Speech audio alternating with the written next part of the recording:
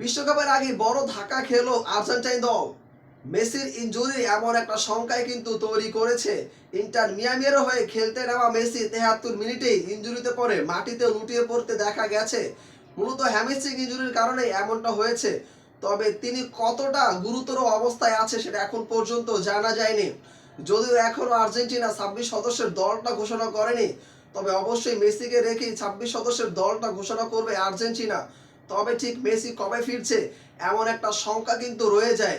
যদিও মেসির এখন আগের তুলনায় বয়স হয়েছে, আগের সেই রিদমটা তিনি নেই, তারপরও মেসি বলে কথা, মেসি দলে থাকলে যে কোনো কিছুই হতে পারে এমন একটা দুশ্চিন্তা কিন্তু এখন আর্জেন্টাইন ফুটবলারদের মধ্যে বিস্তারিত থাকছে প্রতিবেদনে।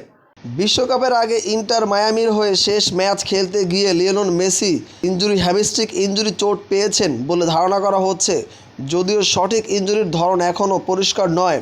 মেজর লিগ সকারের বাংলাদেশ সময় সোমবার সকালে ফিলাডেলফিয়ার বিপক্ষে ৬-৪ গোলে জয় পাওয়ার পর ৭৩ মিনিটেই মাঠ ছাড়েন আর্জেন্টাইন এই ফরোয়ার্ড। এর আগে দারুণ ছন্দে ছিলেন ৩৮ বছর বয়সী এই তারকা, ২ গোল করে সরাসরি অবদান রাখেন। রোমানিও জানিয়েছেন ক্লাব মেসির ইনজুরি পর্যালোচনা করবেন। এখনও কোনো আনুষ্ঠানিক মেডিকেল রিপোর্ট প্রকাশ করা হয়নি। আর্জেন্টাইন বিশ্বকাপ অভিযান শুরু হবে ১৬ই জুন কানসাস সিটিতে আলজেরিয়ার বিপক্ষে। এর ২৩ দিন আগে এসেছে মেসির ইনজুরির সংখ্যা।